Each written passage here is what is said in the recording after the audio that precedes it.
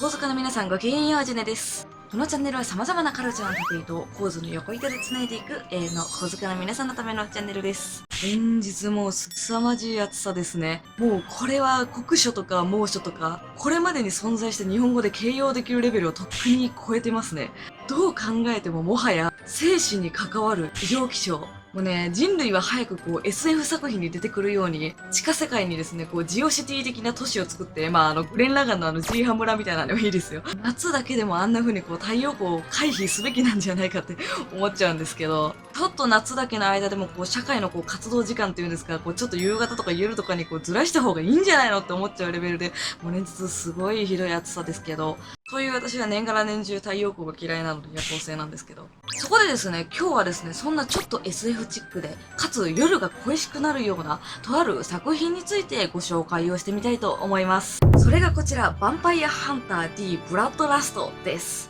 タイトルを見ればわかる通り、いわゆるヴァンパイアものの作品ですね。この作品を今日は1つ目、概要、2つ目、簡単なあらすじ、3つ目、見どころ、以上の3つの流れに沿ってご紹介をしていきたいと思います。ホラーでありながら、かつ短美で切ない、夜、ぜひ部屋を暗くしてろうそくの明かりの下で見たいような、そんなちょっと薄ら寒くなるような夏にぴったりの作品ですので、ぜひ最後までご視聴いただければと思います。それでは、レッツゴー！では、まず一つ目の概要からお話ししていきたいと思うんですけど、こちらの映画ですね、原作がありまして、原作は菊池秀之さんが1983年から今現在まで連載しているヴァンパイアハンター D という大人気シリーズの小説になります。2020年8月現時点で全部で37作品発表されているんですけど、ちなみにこちらの小説版は表紙や挿絵をファイナルファンタジーなどのキャラデザなどを手掛けていらっしゃる天野義孝さんが担当していらっしゃって、すごく短美で美しいので、ぜひそちらもチェックいただければと思うんですけど、で、そのすごい人気を博した小説なので、漫画、ゲームなどなど、いろいろメディアミックス展開もされているんですけど、今回ご紹介したいのは、小説のこの第3作目を、膨らませて構成した、1999年にアメリカ、2001年に日本で公開されたマッドハウスが手掛けた劇場版アニメになります。1985年にも実は第1作を膨らませた形で、一回アニメ化もされてるんですけど、こちらはですね、OVA 作品なんですね。で、ちょっと内容もですね、お短美というよりはちょっと怪奇寄りのホラーで、かつちょっと80年代のロリコンブームを片鱗があって、ちょっとね、全然趣向が違う作品ですので、今回は割愛させていただきます。ちなみにどうでもいい豆知識なんですけど、この85年版ですね、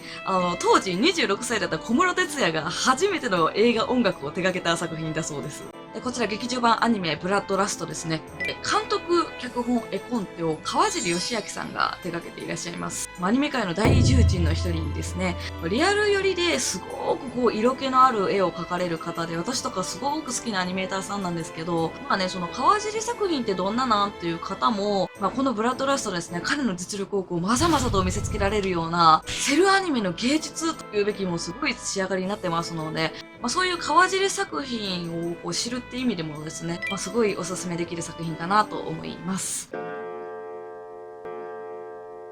では二つ目に、簡単なあらすじをネタバレなしでちょっとご紹介しておきたいと思います。主人公はですね、D とあだ名される、凄腕の吸血鬼ハンターです。特徴的なですね、旅行帽と、黒衣に背中に長い剣を背負っているという特徴的な入れ立ちをしていて、人間のためにですね、貴族と呼ばれているヴァンパイアたちを飼っているんですね。そんな彼のもとにある日、大富豪の娘が、ヴァンパイアにさらわれたので取り返してほしいという依頼が舞い込みます。もちろん仕事なので D は娘を取り戻すために旅に出るんですけど、どうもこの事件、ただの誘拐ではないということがだんだん分かってくるんですね。で、さらにですね、より凶悪なヴァンパイアとかも登場してですね、果たして娘をさらったヴァンパイアの本当の思惑とは何だったのか、そして誘拐された人間の娘はどうなるのかっていう、ドキドキな展開へと物語が膨らんでいくというあらすじになっています。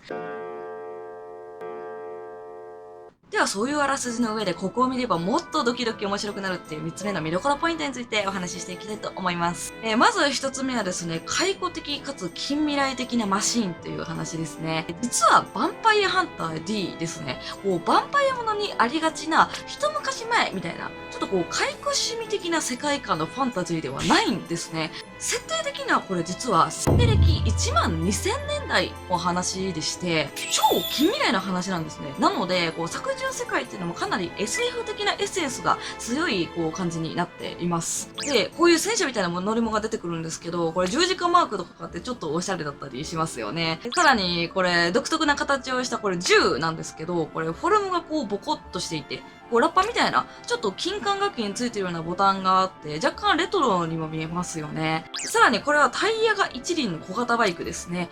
バイクといえばね、近代に入ってからの乗り物ってイメージありますけど、一輪しかないバイクっていうのはですね、昔の人が考えて未来の乗り物みたいな、ちょっとありえない乗り物だったりしますよね。で、あと、D が馬に乗って旅をしているんですけど、この馬もですね、実は半分機械、半分生き物みたいなサイボーグなんですね。で、こういう開放的なデザインが施されていながら、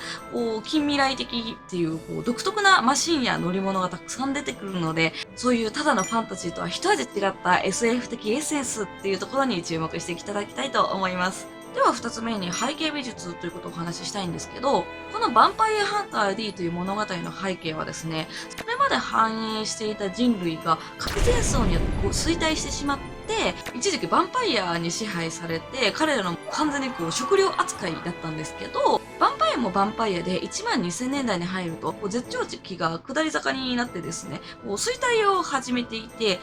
人類と再び地上の覇権を争っているっていう、背景があるんですね。以上は、小説の設定なので、さすがに映画では、冒頭でちょっと軽く説明はあるんですけど、そこまで細かいことは説明できないですよね。で、じゃあ映画ではどうしてるかっていうと、変に説明口調のセリフをベラベラ入れるんではなくって、背景美術で語ってるんですね。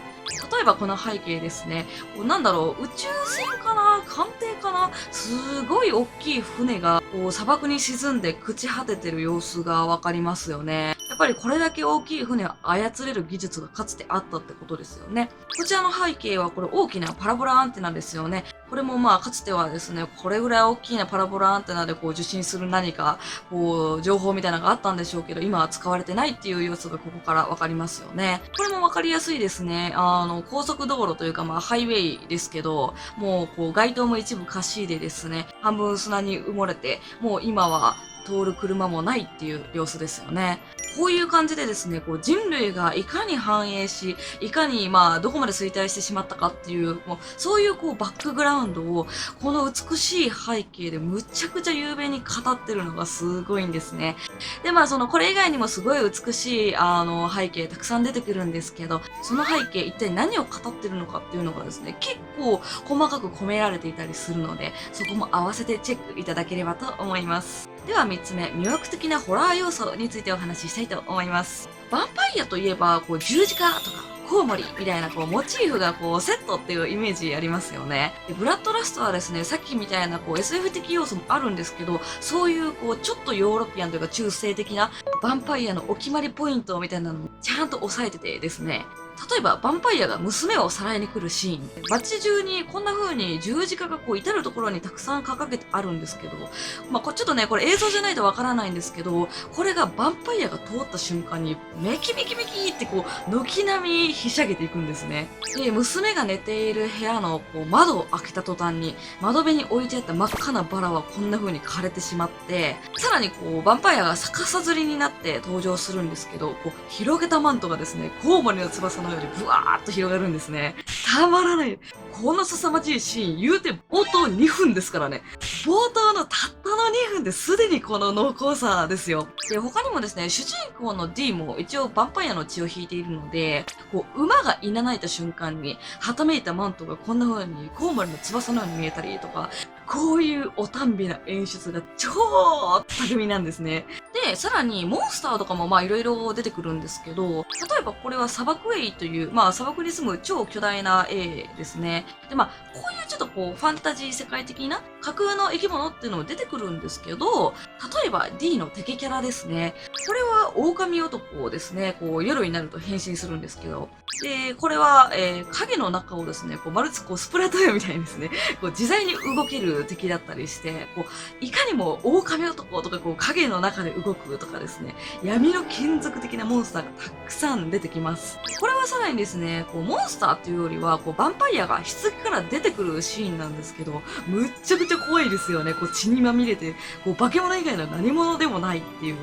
こういう美しいだけではない、ヴァンパイア、あるいはそれを取り巻くモンスターたちのホラー要素っていうのもしっかり抑えていて、ヴァンパイアものなら絶対外せないっていうお決まりのホラー要素っていうのもブラッドラストにはみっちり詰まっています。ぜひその恐ろしくかつ短美な世界をですね、クーラーがギンギンに冷えたですね、薄暗い部屋で堪能していただきたいと思います。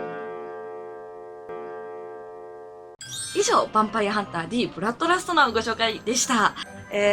暑くなるとね、ホラーとか怪談話って定番ですけど、やっぱり個人的にはですね、もっと暗くて冷たい世界に浸れるような、ヴァンパイアものが一番なんじゃないかなと思っていたり、いなかったりしています。なかなかね、気道楽や厳しい夏ではありますけど、早く冷たく暗い冬が来ることを待ち望んでですね、今はおとなしく日陰者として耐え忍んでいきたいなと思っております。このチャンネルが面白いためになったと思ったら、ぜひ高評価とチャンネル登録いただけるとすごく嬉しいです。合わせて Twitter や Instagram でも新着動画のお知らせ、あるいは動画の補足情報とかですね、日々のつれづれなどをつぶやいておりますので、ぜひフォローいただけたら幸いです。それではまた次回の動画でお会いしましょう。ごきげんよう。